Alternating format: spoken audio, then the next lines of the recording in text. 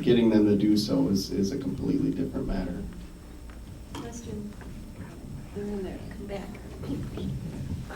This is for any of you. The County Road Commission is obviously very familiar with where they go, etc. How about the vulnerable people? Is the Road Commission linked in to all of you to identify people that might really be trapped in a snowstorm?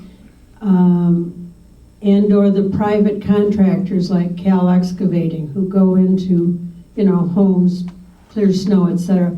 Is there a network there that has been developing? There is a network between the County Road Commission and the Sheriff's Office and Dispatch. We are able to communicate on the radio to one another, and it is very common for Road Commission drivers to report back in for vehicles that are left in the middle of the roadway. They're not able to clear a road because vehicles are impeding their work. It would be easy to say that the Road Commission drivers would be able to relay information that sticks out to them as well. A lot of them do know their neighbors. They do give attention to the areas where they live, so they would be able to say, this house there's something wrong there, and they'd be able to give that to us, and we'd be able to investigate that further. Cal Excavating is more of a contact that we would reach out to in the event that we needed extra equipment or extra ability, if you will. Not to say that they wouldn't act like any other citizen in the county to report something that was out of the ordinary.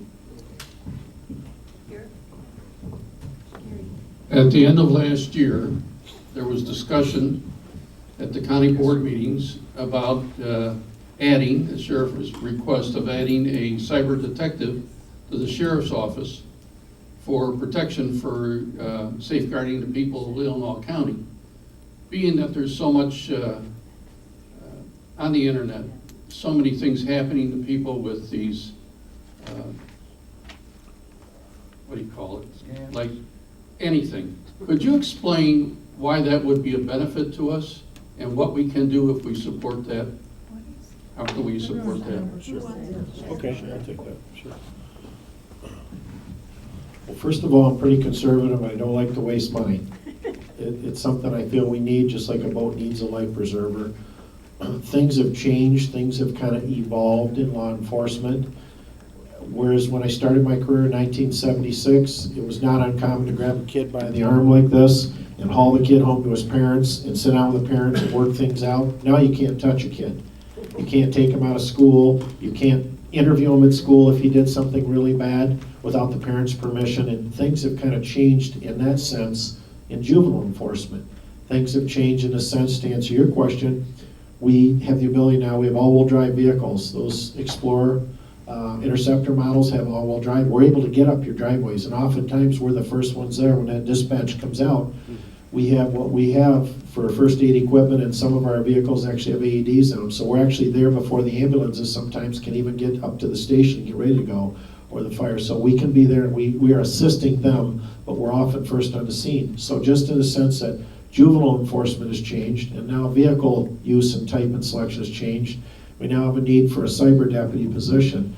About 40% of one of our deputies' time right now is spent working on downloading phones and computers. We had this AK-47 death the other day, very extensive investigation. There's just a pile of phones waiting to be monitored with case reports sitting next to them. We have computers from a school threats incident where the individual threatened to bomb the school, and we found out he'd been visiting hundreds and hundreds of websites of how to make bombs and suicide belts and stuff. We have all this electronic intelligence. When I started my career in 1976, we caught bad guys. And it was almost that simple. And truthfully, when I look back on it, I see how, and I'm not an electronics person, I'm not a gadget person. I don't own an iPad. I have 3 phones on now by necessity, not by desire. And I have a computer I sit behind. I don't like that electronic world, but unfortunately we're in it. And in order to keep the level of security and safety we need here in this area, actually they need it all over, but in this area, we really need that position. So the board, we were talking back and forth about a part-time position. Can you outsource that? We really can't outsource that. There's a tremendous amount of pornography and nudity. There's deaths, there's bodies, there's weapons, there's drug deals that are about to go down. There's a lot of stuff in there that's law enforcement sensitive, so it's something we're gonna have to gather. And what I deal with as a sheriff and the administrative part of that is that, to answer that very implicitly, I cannot have one car on the road in Leelanau County with 350 square miles to cover. I have to, by contract, but they have a union, by contract, I have to have at least 2 cars on the road, 2 people on the road. I can't continue to pull him off the road. The undersheriff and I and the lieutenant exchange responsibilities. We are wearing full gear every day and we go out and handle calls, but we're sort of at the end of what we can do too. So that's why we requested it, and I know it was a lot to add another position, but that's where that came from in life. It's a good question. One more? Marion has a question. Or unless someone else? Ann, I'll defer to Ann.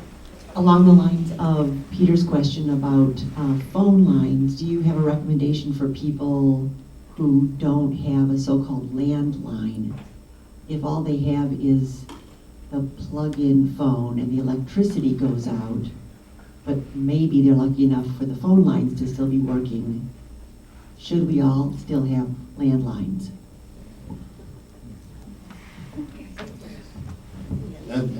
I'm personally, I prefer to have a landline. I still have one at my house, and it would be for reasons like that in an emergency. If you had a phone that didn't require electricity, you can still make a phone call.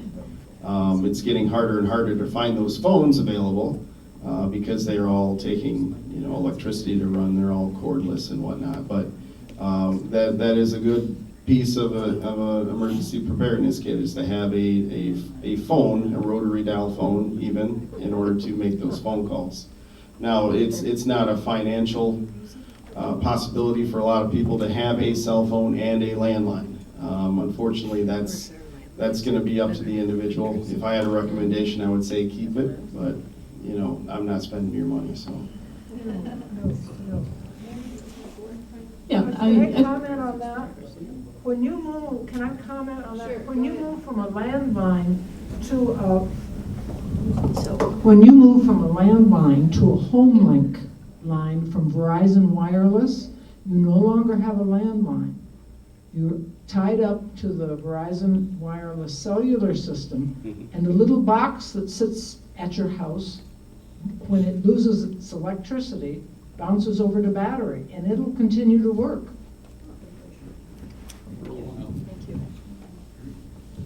I think it was in Pennsylvania or West Virginia a couple of years back. There was a container that had toxic chemicals in it that began leaking and impacted the water system for hundreds of thousands of people.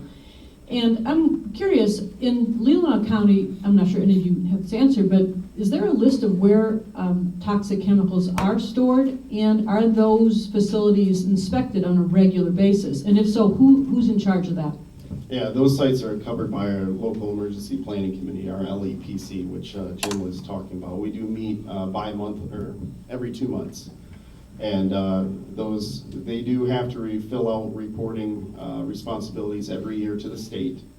They're monitored by the state of Michigan. They communicate with our local emergency planning committee in order to stay up to date with the requirements of that reporting. And we do reach out to them.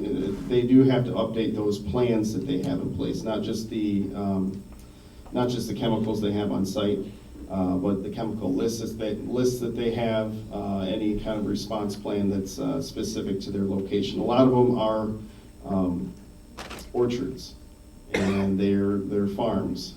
So a lot of them are agricultural responses, and it will vary how the fire department goes over there and responds to that farm instead of going to a building in downtown Suds Bay.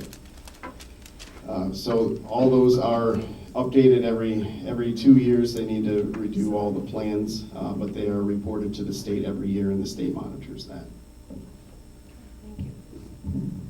Again, thank you all for coming. If you have a question, you might come up and ask our panelists after the meeting. Marion, do you want to say anything, or?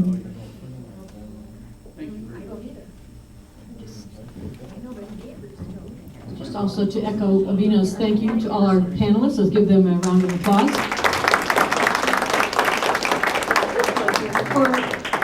very informative. And this has been taped today. It will be on Up North Media. And after it's publicized there, it'll be on our website, LWVLC.org, so our video will be there. Next month's presentation will be representatives from all the Leelanau County schools, and they will be talking about the challenges faced by Leelanau County schools, and that's March 2nd here again at noon. So thank you very much. We'll take about a 5-minute break and then start our meeting. Thank you.